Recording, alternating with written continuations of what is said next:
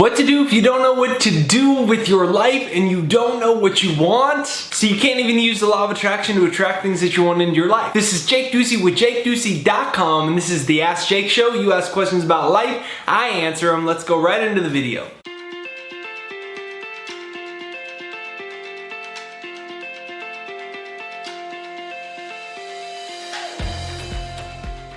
So what do you do when you don't know what to do with your life or you don't know what excites you? This question was asked after I made a video where I said, what excites you?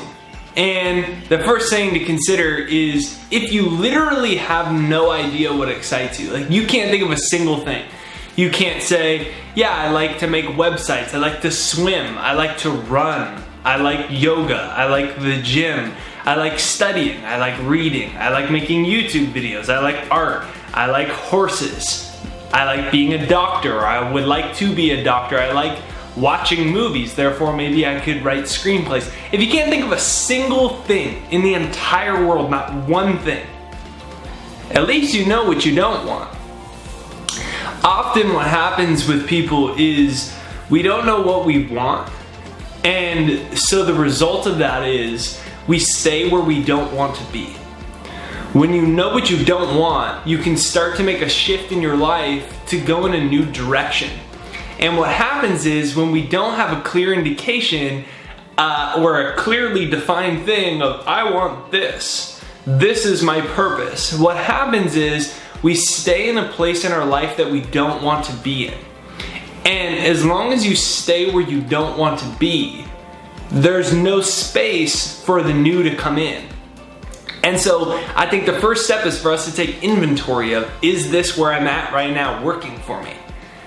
And secondly, what I invite you to consider is make a list of things that excite you.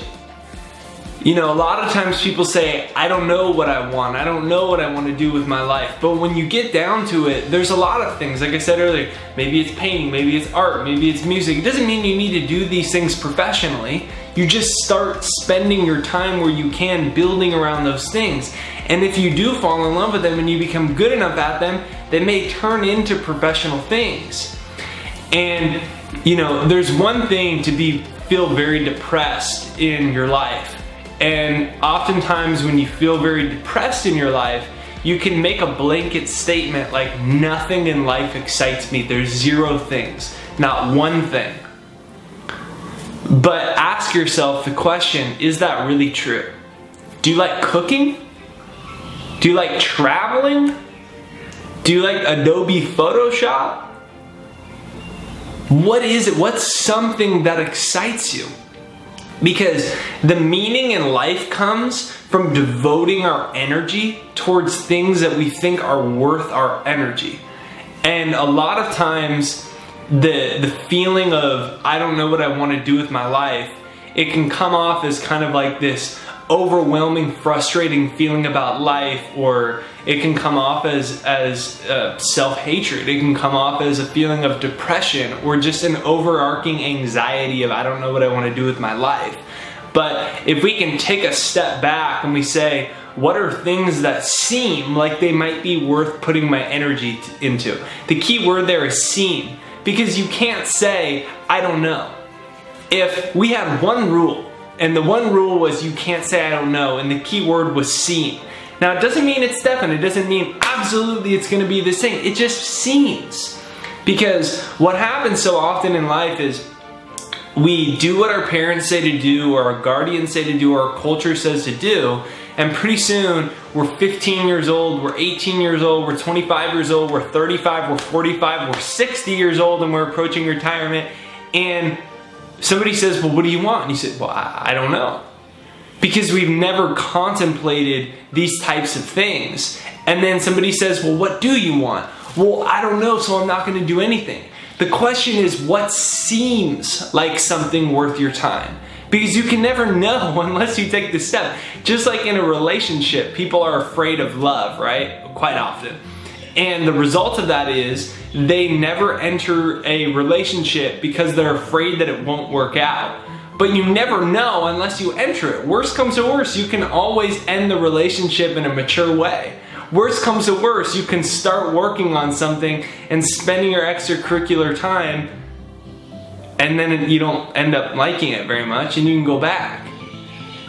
Because what happens is when you start to experiment with new things, you raise your self-image, because you say, hey, I'm worthy of a more exciting, fulfilling life, so I'm gonna venture and try new things that have the possibility of fulfilling me.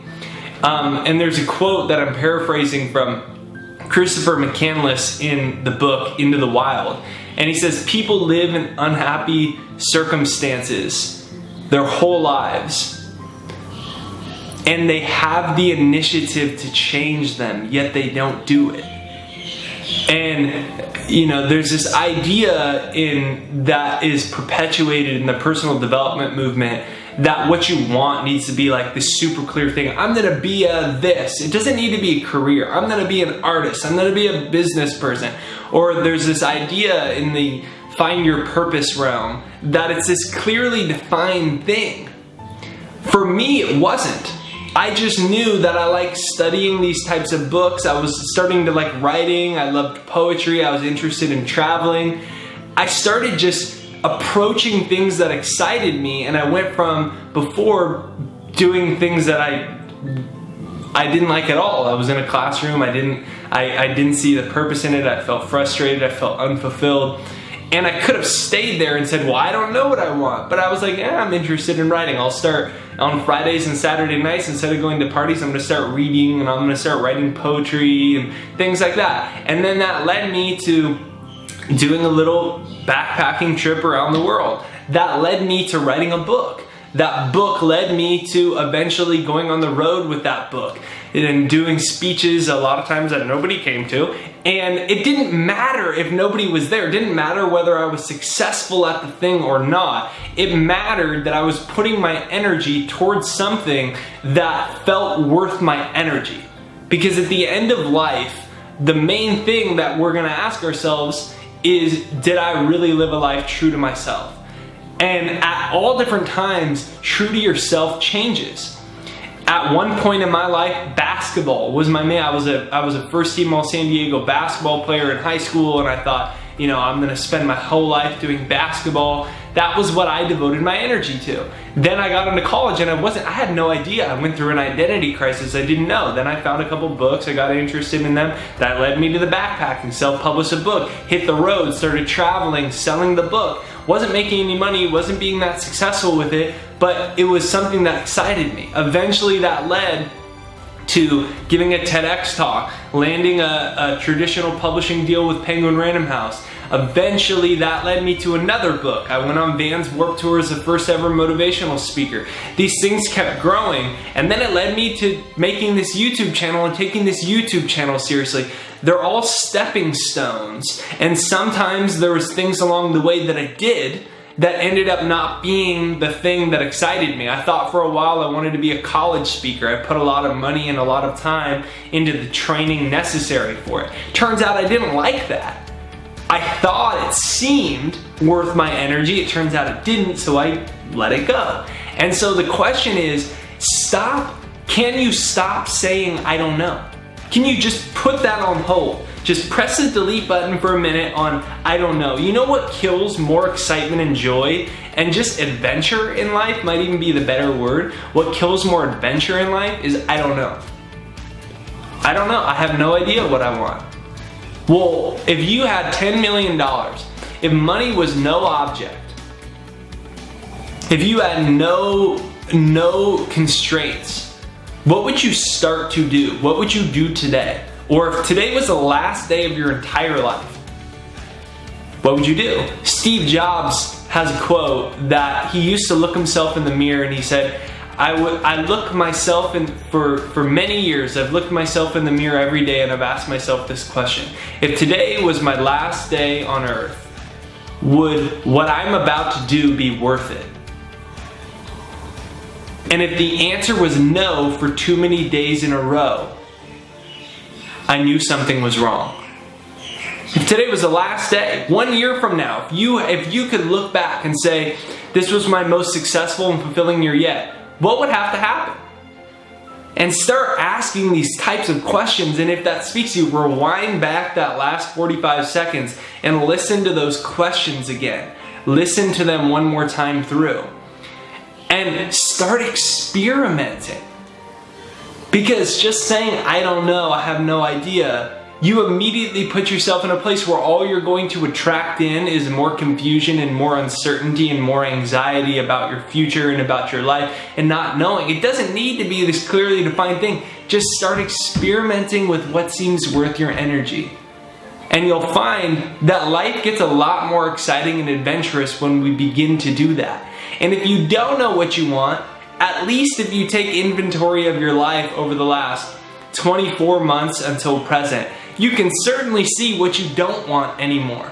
And the first step to creating a more fulfilling life is to have the bravery and courage to let go of the things that we know do not fulfill us, yet we stay with them because we are uncertain about our future or afraid of what might lie next. This is Jake Ducey with JakeDucey.com. Comment your questions down below. I answer them on the Ask Jake show, and we save them all, so comment them down below about life, success, law of attraction, and mindset. Be sure that you download my free success hypnosis down below, jakeshypnosis.com. A lot of the negative, confusing thoughts are subconscious thoughts. We have 65,000 thoughts in a day, 95% of them are subconscious. Download my success hypnosis down below to train your subconscious mind for success and abundance. Also, hit the subscribe button and the bell notification. If you already subscribed, hit the bell notification. That notifies you for new videos. Have a beautiful day. Thank you for watching. See you next time.